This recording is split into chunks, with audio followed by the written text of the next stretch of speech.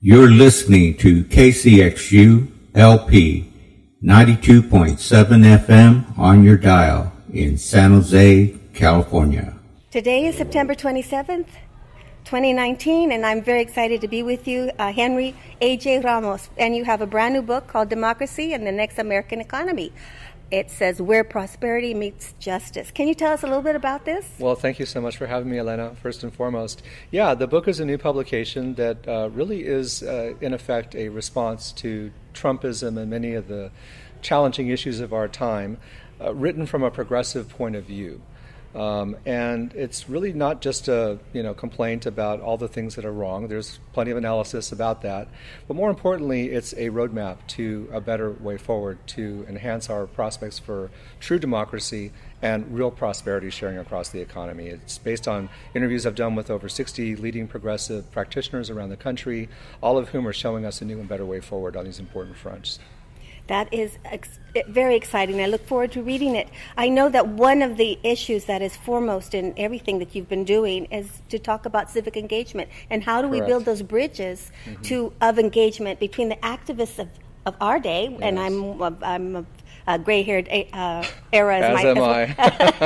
and those who are now emerging as leaders or potential leaders. Yeah, it's a great question. I mean, sadly, over recent decades, we've seen a real demise in the teaching of civic education in our schools. Really kind of a scaling back of the opportunities that people have really to volunteer and become active in their communities because so many people are struggling simply to survive. And I think that there really is great prospects nowadays, in particular with the digitalization of our age. The idea of digital democracy, I think, is much more accessible, particularly to young people that are perhaps not being as directly informed about the issues of our times, the nature of our system, how it works, the processes and what have you that make up a democracy. And this is a kind of potentially a quick route for them to activate, to get involved, and very quickly through viral organizing activities to learn about important issues affecting their lives and their times, and invoking and offering strategies for them to respond and to step up and to exercise their voice. And we're seeing some of that now, like with the gun laws and the youth from high school coming out, and case in point, and issues like that. Now we have a very large and growing 18 to 25% voting age population emerging that'll be coming out in these very important years that are coming up this next decade. And how would you look at that in terms of they're not voting? There's about 20% of them or less are voted in the last elections. What could the community do in order to increase that percentage or to get them more engaged? I think there's a great need for intergenerational dialogue that we've kind of lost as well as a society, for the elders who've been there and done that and seen this movie before to really kind of help our younger emerging citizens and future voters to really comprehend the seriousness of the moment. I grew up perhaps like you in an era when the Vietnam War was raging, the civil rights struggles were really kind of front and center. There was a lot of public violence. Yes. It was a time not dissimilar from the moment that we're kind of on the brink of living today. And what changed the dynamics of that time for the better was young people. Young people got out in the streets, they organized, they activated, they voted.